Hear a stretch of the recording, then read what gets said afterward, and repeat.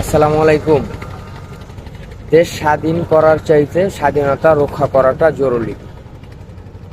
গতকাল আপনারা অনেকেই দেখেছেন যে সংসদ ভবন আমাদের অনেক ছাত্ররা মিলে সংসদ ভবনের যেই মাঠটা ছিল এবং কি রাস্তাটা ছিল এগুলি ঝাড়ু দিতেছে। এবং কি আমাদের দেশের অনেক অনেক জায়গায় আপনারা জানেন যে ইতিমধ্যেই আমাদের বাংলাদেশে কোনো পুলিশ নেই, সব পুলিশ নিখোঁজ। এখন নিখোঁজ বলতে কি, পালিয়ে গেছে, পুলিশগুলো সব পালিয়ে গেছে, কারণ পুলিশগুলো ছিল স্বৈরাচারের পক্ষে। এখন রাস্তায় মেন রোডে যেই ট্রাফিক সার্জেন্ট থাকে ওইখানে কোনো ট্রাফিক সার্জেন্ট নেই।